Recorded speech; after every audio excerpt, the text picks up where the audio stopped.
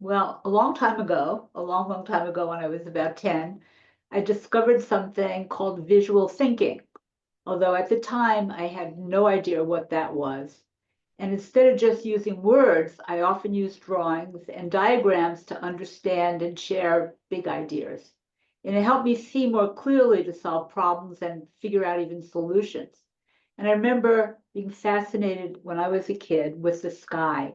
And I looked up one day and I wondered how big the universe was. I was trying to make sense. And my father gave me an answer, but I didn't really, he was a doctor and it was complicated and scientific, and I didn't really understand.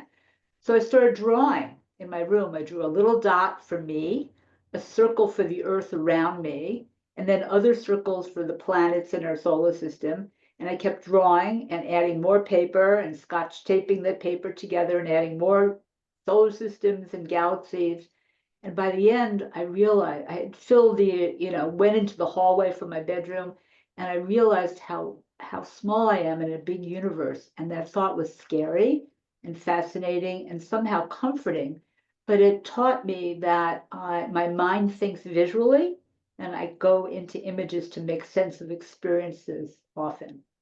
Um, and then later on in high school, I got my first camera and I began taking pictures of homeless people in New York City. And I was upset that I lived so comfortably when other people had no homes. And then in college, I wanted to become a photojournalist and document the war in Vietnam to show others the pain and the suffering that I thought was there. But I found it too stressful, and I decided, with a little pressure from my family, that I needed to become a doctor to make a living. So I decided to become a psychologist and help people with their pain that way. And then in my consulting room, in my room as a psychologist, I work with children, and I had a big dollhouse there with miniature figures and miniature figures, furniture. And I thought, even as an adult, I enjoy playing around with the figures and moving them around. And I could make sense, as I remembered from my childhood, using my imagination. So I photographed the scenes that I created in the dollhouse, and I photographed them afterwards. I set them around and I photographed them. And the photographs helped me, after I looked at them, understand a little bit about the feelings I had and the feelings that the people I was speaking with had. And a museum director saw those photographs and offered me a show in a museum. And that was the beginning of my second career as an artist. And that experience of working visually with feelings taught me about the value of seeing ideas in your mind, and about imagination and expressing them through drawing or painting. And many people, like artists, they're designers and engineers and even scientists, use visual thinking to brainstorm, to solve problems. And even if you're not a visual thinker or don't think you're an artist or a creator of any kind of art, looking at art and really looking and experiencing art can transform the way you see and the way you feel about other people. And it can inspire change and connection.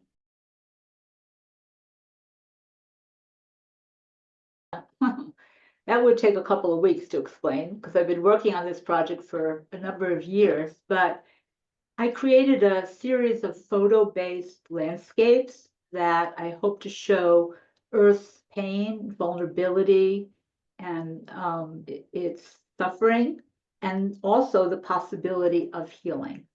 And in each image, I combined a photograph of one damaged or depleted or hurt landscape with another one that symbolizes hope and repair, like fertile lands or rivers or trees or animals that I add then to the photograph.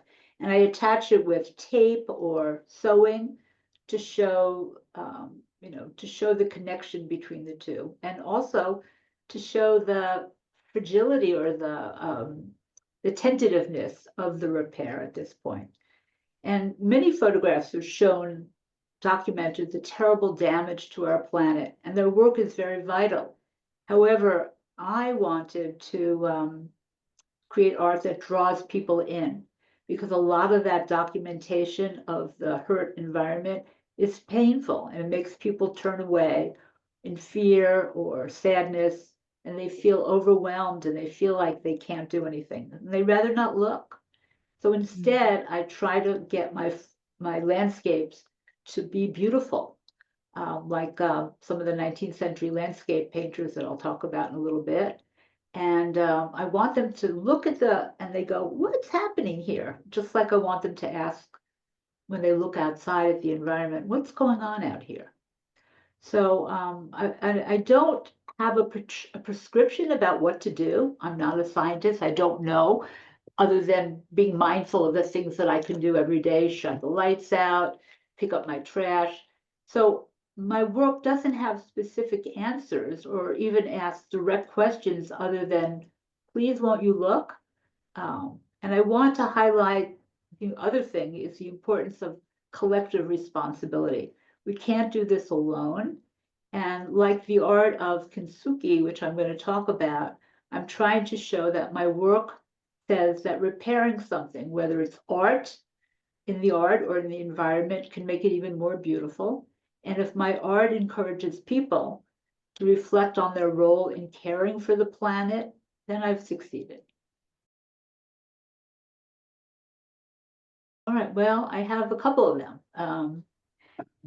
One is the 19th century landscape painter George Inness, and he lived for a time in Montclair, New Jersey, which is where I live, and his work is displayed at the Montclair Art Museum, I've spent many afternoons at the museum in awe of his paintings, which capture the magic of fields, forests, shimmering lakes, and sunsets with incredible colors. But his work wasn't just about making beautiful pictures, and he wanted people to understand the value of nature for both our physical selves, to feed and care for ourselves, and also for our emotional well-being.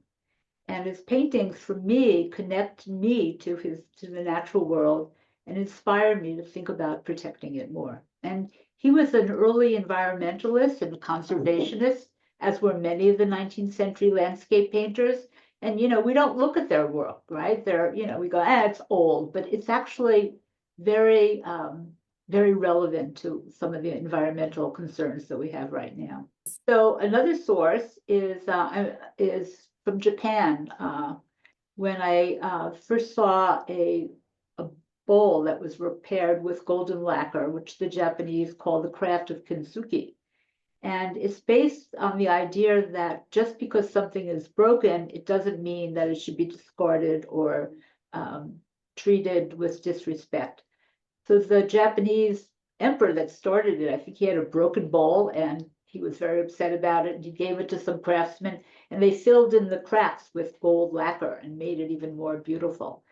And so what it taught me, and I use this idea of ripping and repairing in a lot of my work, because I think this is what happens in life.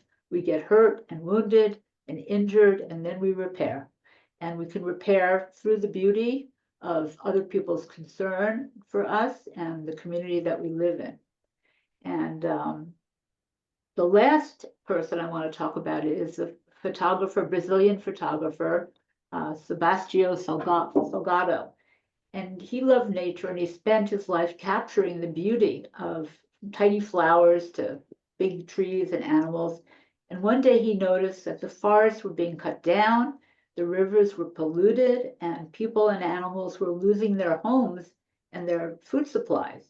So he used his camera to show the world the beauty of nature and the destruction it faces. And his photographs inspired me to take action and protect the environment. And not only did he take these beautiful photographs, him and his wife planted something like 2.7 million trees in Brazil to restore the rainforest that had been destroyed. And he tells me that even one person can make a difference by opening people's eyes to the world around them. To show the world what it can't look at in a beautiful way. I think in a way that gets people to see. I think to show the world, to show others things that they might not notice, to do it. And also, I think one of the purposes of art is that it's not a solo experience, even though you might be at a gallery by yourself, but you're looking, knowing other people have looked at it and have experienced maybe what you felt or something similar to what you felt, and then you can talk to them about it.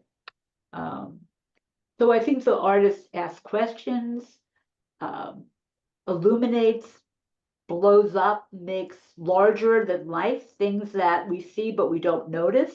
They call our attention to important issues, feelings, the world, social issues, political issues, environmental issues, and sometimes just to feelings themselves, which are sometimes can't be put into words because feelings are complicated. And, just like I talked about with my father, the feelings of humility or smallness in the universe, too large beyond my comprehension.